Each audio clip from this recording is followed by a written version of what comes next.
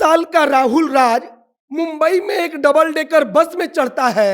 बस के ऊपरी डेक में जाकर अपने हाथ में पिस्तौल लेकर ड्राइवर से कहता है कि हमको मीडिया वालों से बातचीत कराओ, हमको मुंबई की पुलिस से बातचीत कराओ।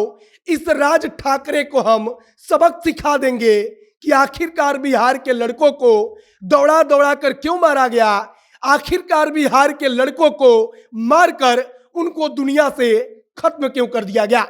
यह पटना का राहुल राज था जो 27 अक्टूबर को मुंबई पहुंचा और अपने कमर से पिस्तौल निकालकर ड्राइवर के सामने दिखाकर कहता है कि राज ठाकरे को औकात बता देंगे, राज ठाकरे को उसकी हैसियत बता देंगे।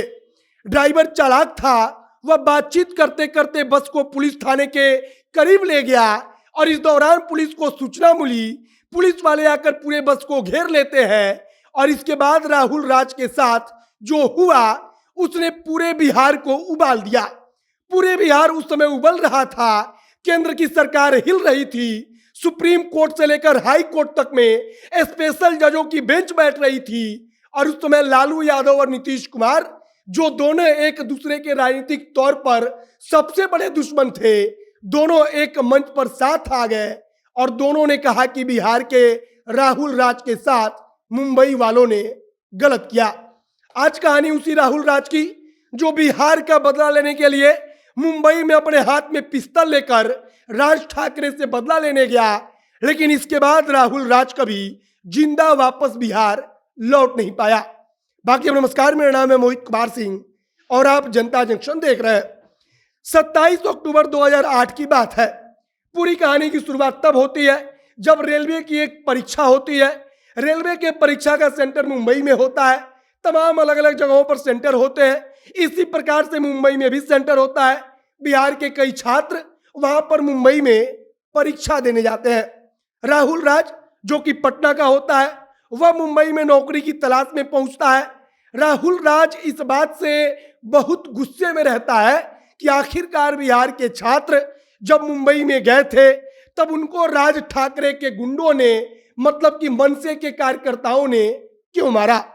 राहुल राज का सवाल बिल्कुल एकदम तार्किक होता है कि आखिरकार मुंबई में कोई बिहारी छात्र पहुंचा, वो परीक्षा देने गया था, तब वहां पर उनको दौड़ा दौड़ा करके राज ठाकरे के आदमियों ने क्यों पीटा। राहुल राज पूरी तैयारी के साथ मुंबई पहुंचा।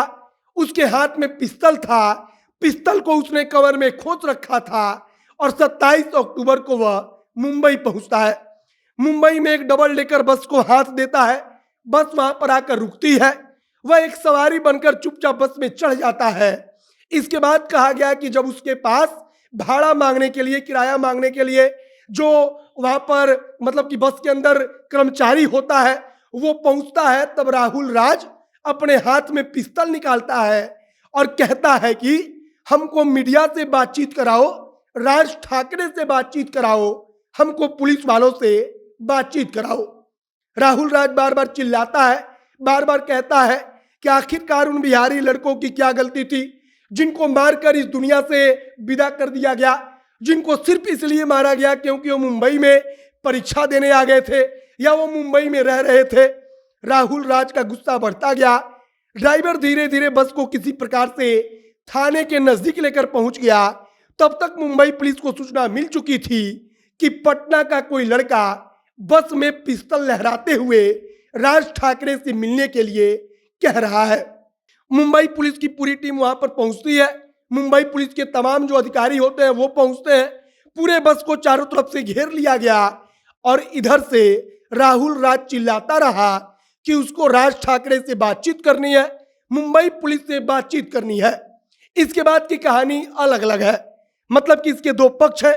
मुंबई पुलिस कहती है कि राहुल राज से हमने बातचीत की, हमने कहा कि राहुल तुम खुद को सरेंडर कर दो, तुम अपना पिस्टल फेंक दो, लेकिन राहुल तैयार नहीं हुआ। उसने हमारे ऊपर गोली चलाई, हमने जवाबी कार्रवाई की तो राहुल मारा गया। लेकिन इसके बाद पोस्टमार्टम की रिपोर्ट आई। पोस्टमार्टम रिपोर्ट में बताया गया कि गोली बेहद नजदीक से मारी गई है। यह भी बताया गया कि राहुल राज को दिल में गोली मारी गई है। और तब सवाल उठा कि अगर राहुल राज को केवल गिरफ्तार करना था तब कमर के नीचे पैर पर कहीं गोली मारी जा सकती थी, लेकिन मुंबई पुलिस ने ऐसा नहीं किया और तब उस समय केंद्र की तत्कालीन सरकार हिल गई थी। लालू यादव के समर्थन से उस समय की कांग्रेस की सरकार चल रही थी। लालू यादव ने खुला ऐलान कर दिया कि बिहार के साथ गलत हुआ। नीतीश कुमार उस समय बिहार के मुख्यमंत्री थे। नीतीश कुमार ने अपने एक अधिकारी को मुंबई भेजा कि तुम तुरंत जाओ, जाकर पता लगाओ कि राहुल के साथ ऐसा कैसे हुआ। पूरा बिहार मानो कि उबल रहा था और उस एकमात्र घटना ने पूरे देश को झकझोर कर रख दिया। केंद्र की सरकार हिल गई थी, महाराष्ट्र सरकार बैकफुट पर थी, बिहार सरकार मजबूर थी कि किसी भी प्रकार से जनता के भावना का ख्याल रखते हुए महाराष्ट्र की सरकार से जवाब लेना है। इसके बाद पूरी की पूरी लड़ाई आगे बढ़ी।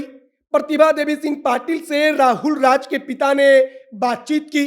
उन्होंने पत्र लिखकर कहा कि मेरे बेटे को इंसाफ दीजिए।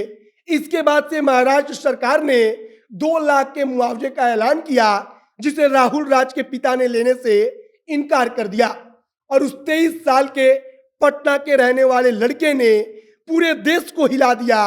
अपने हाथ में पिस्तौल लेकर वो बस में कह रहा था कि हमको राज ठाकरे से मिलवा दो, हमको उससे बातचीत करनी है। वो बातचीत करना चाहता था कि आखिरकार राज ठाकरे के कार्यकर्ता बिहारियों को मुंबई में, बिहारी छात्रों को मुंबई में चुन चुन कर क्यों मार रहे हैं।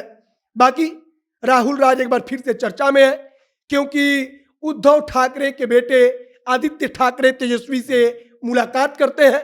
तब फिर से चर्चा चल पड़ी कि क्या राहुल राज की पूरी घटना को तेजस्वी भूल चुके हैं, क्या तेजस्वी को कुछ भी याद नहीं। और हमने उसी राहुल राज की कहानी सुनाई कि कैसे अपने हाथ में पिस्तौल लेकर मुंबई में पटना का राहुल राज बदला लेने चला गया। बाकी आपकी प्रतिक्रिया क्या है उसे कमेंट बॉक्स में लिखकर बताइएगा। वीडियो शेयर कीजिएगा, ज़्यादा से ज़्यादा लोगों तक पहुंचाइएगा। कैमरे से विशाल खड़े हैं और मैं मोहित कुमार सिंह। बहुत बहुत धन्यवाद।